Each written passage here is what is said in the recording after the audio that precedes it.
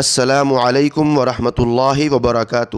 محترم سامعین کرام، ایک غلط خبر یوٹیوب، واٹس ایپ اور دیگر سوشل میڈیا پر خوب گردش کر رہی ہے کہ ایک جماعت مرکز نظام الدین سے بمبئی جا رہی تھی۔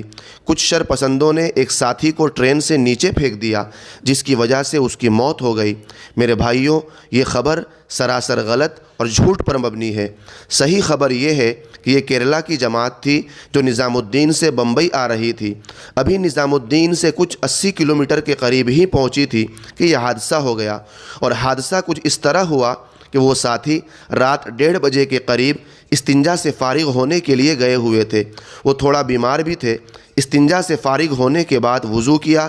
اس کے بعد وہ اندر اپنی سیٹ پر جانے کے بجائے وہ ٹرین کے گیٹ پر چلے گئے۔ اس کے بعد پیر پھسلا اور وہ ساتھی ٹرین سے نیچے گر گئے۔ اس کے بعد یہ خبر جب مرکز نظام الدین میں پہنچی تو فوراً وہاں سے کچھ ساتھی آئے اور مرحوم کو جماعت کے 2 ساتھیوں کے ساتھ مرکز نظام الدین لے گئے، اور مولانا سعد صاحب نے ان کی نماز جنازہ پڑھائی۔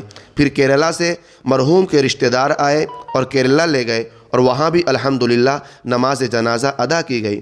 سامعین کرام، میں آپ کو یہ بھی بتا دوں کہ وہ ساتھی جب گھر سے نکلے تھے تو اس نیت کے ساتھ نکلے تھے کہ یا اللہ، میں تیرے دین کے خاطر نکل رہا ہوں، مجھے تو اپنے راستے کے لیے قبول کر لے، اور اللہ نے انہیں قبول کر لیا۔ سامعین کرام، جنہوں نے بھی یہ خبر غلطی سے بھی یوٹیوب اور دیگر سوشل میڈیا پر شیئر کیا ہے، ان سے گزارش ہے کہ وہ جلد سے جلد ڈیلیٹ کر دے، ورنہ آپ لعنت اللہ علی الکاذبین کے مصداق ہوں گے، یعنی جھوٹوں پر اللہ کی لعنت۔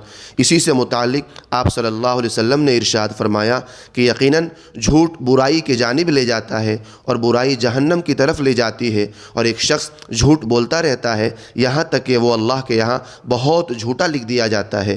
اللہ تعالی ہم سب مسلمانوں کو جھوٹی افواہیں پھیلانے سے محفوظ رکھے، آمین۔ آخر میں آپ حضرات سے گزارش ہے کہ ابھی تک ہمارے چینل کو سبسکرائب نہیں کیے ہیں تو سبسکرائب کر لیجئے، اور گھنٹی کے نشان کو بھی دبا دیجئے۔ شکریہ، جزاک اللہ خیرہ۔